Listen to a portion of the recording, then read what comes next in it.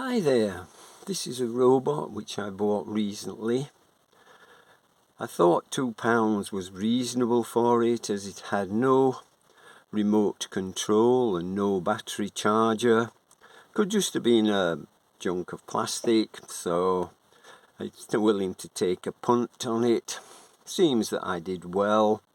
Wouldn't have been any good as a toy really without the bits and pieces, but it was interesting to me to pull apart. I've taken it apart and I had a look at it, and I'm fascinated by it because it is supposed to walk, and the way that it does that then is it has motors in the feet which drive these rollers, and then if you move 1 foot forward, then the hand at that side goes back and the hand on the other side comes forward, and then if we move the other leg forward, that arm goes back and this arm comes forward, and it's got knee joints, and these knee joints can move from straight to open, and that gives it the idea that it's actually walking, provided that you use one motor at a time. If you use both motors together, then it just goes backwards and forwards without using this mechanism to make it look like it's walking. A fascinating thing. Really enjoyed playing with it. What I have done is to put, I've taken the circuit board out, but I've put a light on, so a flashing circuit on the inside, so its mouth appears to go red and its eyes flash as they would have done on the original, and I've used the original button for that, so that works. Fascinating thing. It is available on the internet. There seem to be many different versions of it.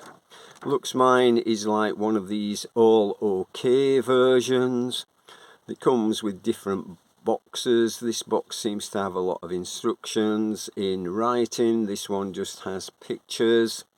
It's also available, it looks very similar, is this Caddy Widia version, but this has got printing on the body.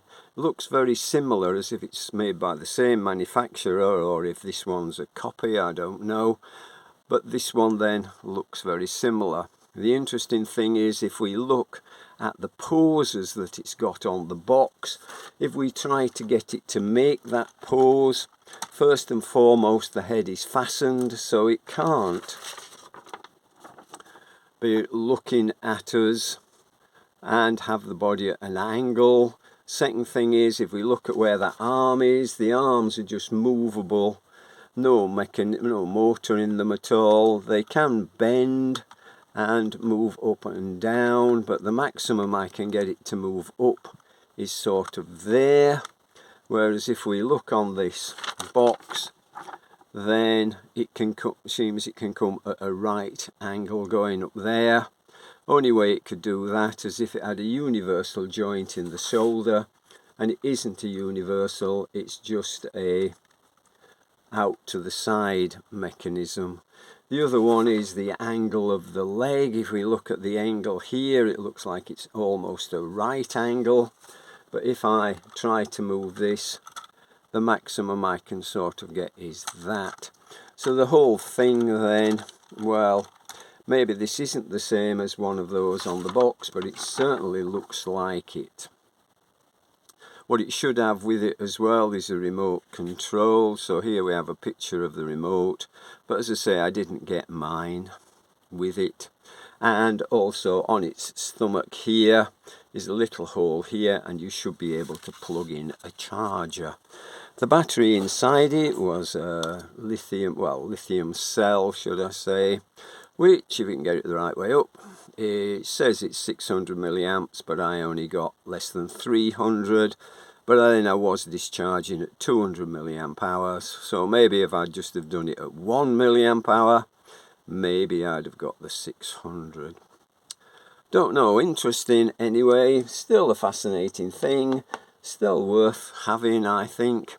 Maybe not as a toy, because I suspect it would have very limited play value. It has a lot of speech in it, telling you various things, but limited play value, I would think, as it comes. What it also has, where I've got wires coming out here that go to the motors, these are the motors that plugged onto the circuit board. That should have had an infrared detector and receiver. So if we have a look at the circuit board, has two infrared transmitters and a receiver, and it has the chip here, I assume is a microcontroller, which sends straight to the LEDs and comes straight from the detector. So somehow they're using this circuitry to be able to use gesture control with this. In other words, if you'd have put your hand in front of it and moved away, the sensors should detect that and tell the robot to follow your hand. If you moved it the other way, then it should sense that and it should go backwards. And similarly, left to right or right to left, it should be able to detect it. So how they've done that, I don't know, and that's a future project. But how does this work? Well, if we take our controllers and plug our controllers into these nice little connectors, quite standard things. On the circuit board they're nice. The only thing that wasn't on a connector were the eyes, the LEDs on the eyes, and they were just soldered straight on to the circuit board. I actually think this is a copy of the NAO academic robot, but at £6,500 that can do an awful lot more than this one can. It's got lots of servos in it, it can sit down, stand up, it can even write. It's a brilliant thing, but it ought to be at that sort of price. Interestingly enough, at AliExpress they have one at £14,000, which I assume is more or less the same thing.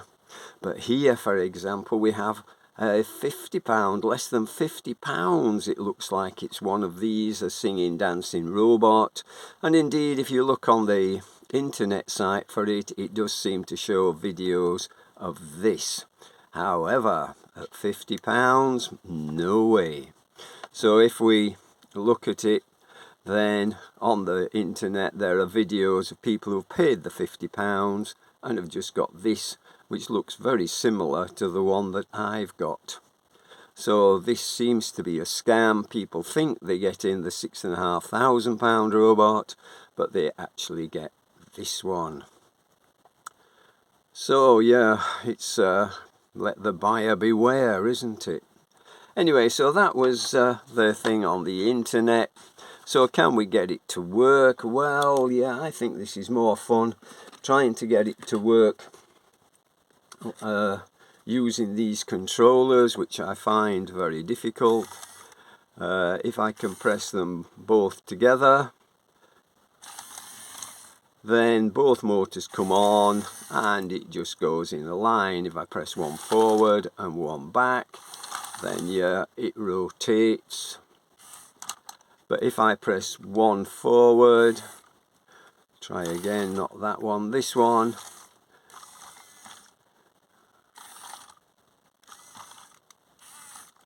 try again. I'm not very good at this. I think this is more fun actually, probably, than using the remote for it. Trying to get it to work is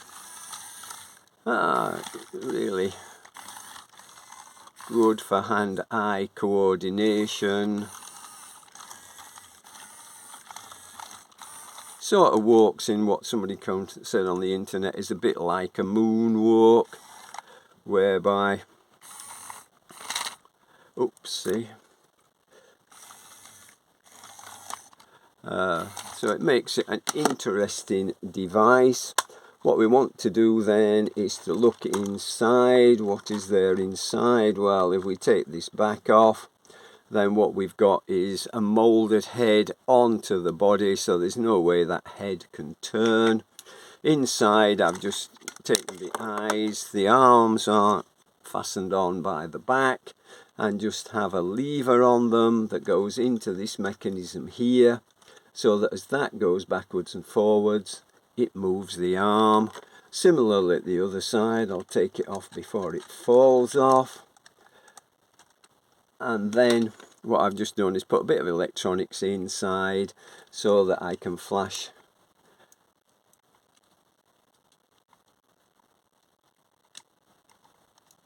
the eyes.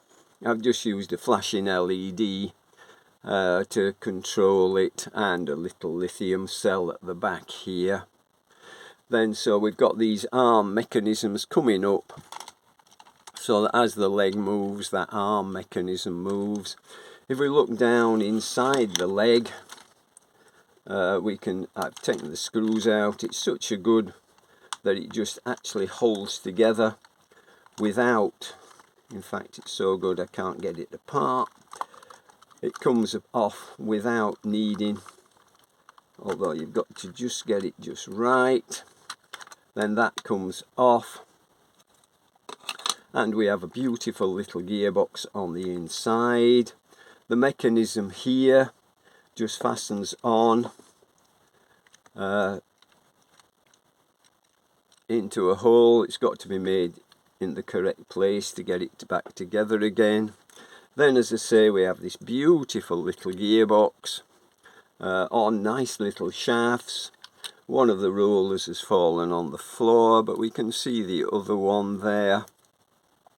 We've also lost the pinion, not a pinion, an idler gear here.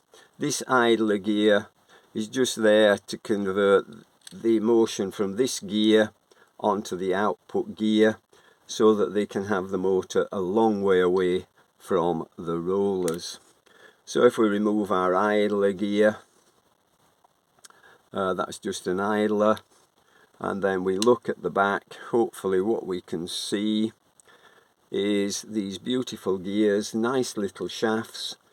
Here's a gear that is an intermediate gear as well.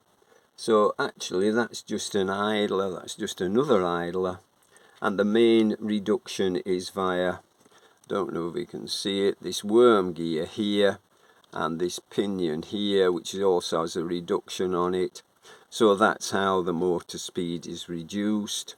The fact that it's a worm on there means that you can't turn the motor backwards. This gear can't turn the worm, so it locks the wheels in place when the motor is stationary.